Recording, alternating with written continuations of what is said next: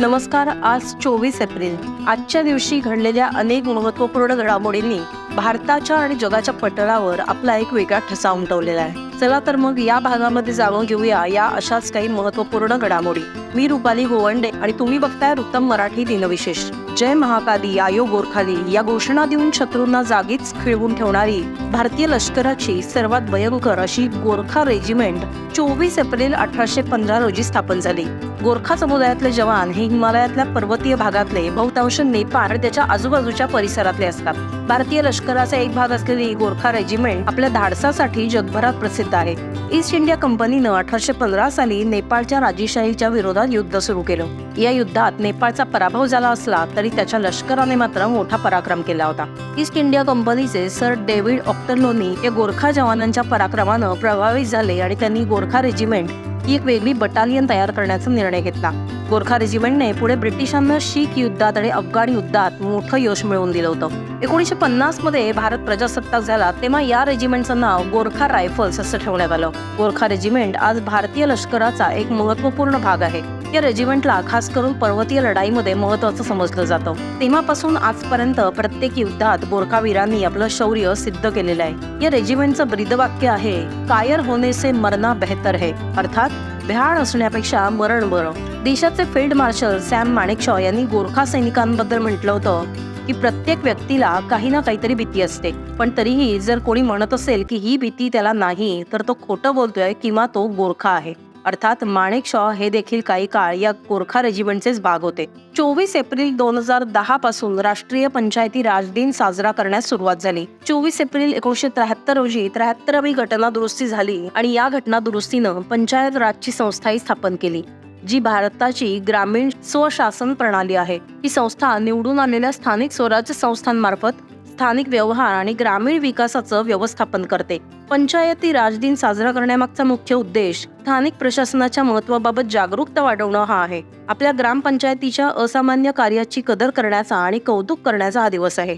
24 April 1973 रोजी क्रिकेटच्या इतिहासातला जगातला सर्वोत्तम फलंदाज मानला जाणाऱ्या सचिन तेंडुलकरचा जन्म मुंबईत झाला होता. सचिनला क्रिकेटचं देव असंही म्हटलं जातं. त्याचे गुरु रमाकांत आचरेकर यांनी सचिनची प्रतिभा ओळखली आणि 15 नोव्हेंबर 1989 रोजी सचिन प्रथमतः भारताकडून कसोटी सामना खेळण्यासाठी मैदानात उतरला. त्यावेळेस त्याचं वय होतं फक्त 16 वर्ष.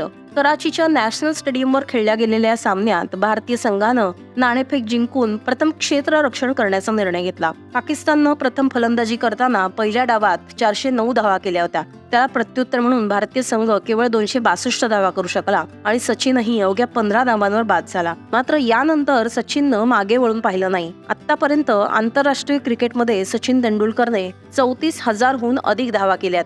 तसेच 100 आंतरराष्ट्रीय शतकांचा विक्रमही त्याच्या नावावर आहे. त्याचबरोबर देशातल्या सर्वोच्च नागरी पुरस्कार असलेल्या भारतरत्न, सर्वोच्च क्रीडा पुरस्कार, खेलरत्न पुरस्कार यासह अनेक पुरस्कारांनी त्याला सन्मानित करण्यात आलेला आहे. 24 एप्रिल 1974 रोजी हिंदी भाषेतले प्रसिद्ध लेखक, कवी आणि निबंधकार रामधारी सिंह दिनकर यांचं चेन्नई इथं निधन झालं. राष्ट्रीय कवी दिनकर हे आधुनिक युगातले उत्कृष्ट वीर कवी म्हणून ओळखले जातात. आपल्या साहित्यात त्यांनी राष्ट्रीय भावनांनी भरलेल्या आणि क्रांती आणि संघर्षाची प्रेरणा देणाऱ्या शक्तिशाली कवितांना स्थान दिलं. याचं उदाहरण 70च्या दशकात दिसून आलं, जेव्हा जयप्रकाश नारायण यांनी दिनकरांची सिंहासन खाली करो की जनता आती है ही ओळ दिल्लीच्या रामलीला मैदानावर हजारो लोकांसमोर म्हटली होती आणि इंदिरा गांधी सरकारच्या विरुद्ध बंडाची हाक दिली होती. हा तोच काळ होता जेव्हा इंदिरा गांधींनी लादलेल्या आणीबाणीचा काळा टप्पा देशातल्या सर्वसामान्य जनतेने अनुभवला होता.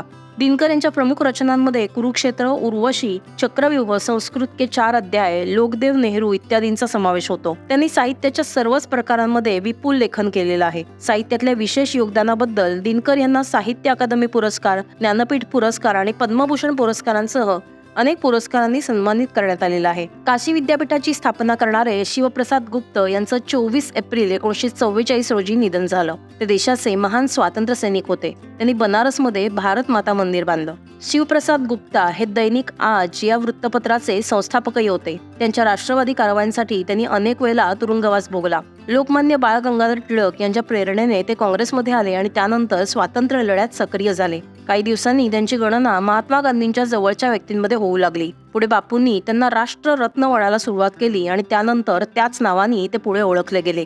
शिवप्रसाद गुप्त हे आयुष्यभर देशाच्या स्वातंत्र्यासाठी समर्पित राहिले. काशी विद्यापीठाची स्थापना करणारे शिवप्रसाद गुप्त यांचं 24 एप्रिल 1944 रोजी निधन झालं होतं. मराठी संगीत रंगभूमीवरील ज्येष्ठ गायक आणि नट मास्टर दीनानाथ मंगेशकर यांचं 24 एप्रिल 1942 रोजी पुण्यात वयाच्या अवघ्या 42व्या वर्षी अकाली निधन झालं होतं. अद्वितीय गायकी, अस्खलित वाणी, तल्लख बुद्धी हे उपजत गुण त्यांच्या अंगी होते. निकोप आणि प्रसन्न सूर, भिंगरीसारखी फिरणारी तान आणि पक्की स्वरस्थाने अशा अनेक गुणांसाठी दीनानाथ मंगेशकर हे ओळखले जात असत. बाबा माशेलकर अर्थात रघुनाथ मामा हे दीनानाथांचे पहिले गानगुरू. त्यानंतर रामकृष्ण बुवा वजे, गणपती बुवा बिलविडकर, भाटे बुवा, निसार हुसेन, कथ्थक नर्तक सुखदेव प्रसाद आदींकडून त्यांनी गाणं मिळवलं. याच काळात सुमारे 5000 दुर्मिळ रागरागिण्यांचा आणि चिजांचा संग्रह दीनानाथ मंगेशकर यांच्याकडे होता. संगीत पुण्यप्रभाव नाटकातील किंकिणी, पुढे कालिंदी, भावबंधन नाटकातील लतिका, संगीत उग्रमंगल मधील पद्मावती, रणदोदुंबी मधील तेजस्विनी, संगीत मानापमान मधील वेगळ्या धाटणीचा धैर्यधर, संन्यस्त खड्ग मधील सुलोचना, ब्रह्मकुमारी मधील गौतम आणि संगीत राजसन्यास मधील शिवांगी या संगीत नाटकांमधल्या दीनानाथांच्या स्त्री पुरुष भूमिका आणि त्यांची वेगळ्या शैलीची तडफदार गाणी ही नेहमीच नाट्यरसिकांना विशेष भावली. सुप्रसिद्ध पार्श्वगायिका लता मंगेशकर, आशा भोसले, मीना खडीकर, उषा मंगेशकर आणि ज्येष्ठ संगीतकार आणि गायक हृदयनाथ मंगेशकर ही मास्टर दीनानाथ यांची अपत्य होत. या सर्वांच्या गळ्यात दीनानाथांचा सूर आहे असं मानलं जातं. श्रीमद शंकराचार्यांनीही दीनानाथांना संगीत रत्न म्हणून गौरवलं होतं, तर श्री कृ कोल्हटकरांनी मास्टर ही उपाधी दीनानाथ मंगेशकरांना बहाल केली होती. तर हे होते आजचे अर्थात 24 एप्रिलचे दिनविशेष. आमची ही दिनविशेष मालिका तुम्हाला कशी वाटतेय हे आम्हाला नक्की या व्हिडिओखाली प्रतिक्रिया नोंदवून कळवा आणि आमच्या ऋतम मराठी या YouTube चॅनलच्या व्हिडिओजना लाईक करा, सबस्क्राईब करा आणि शेअर करा.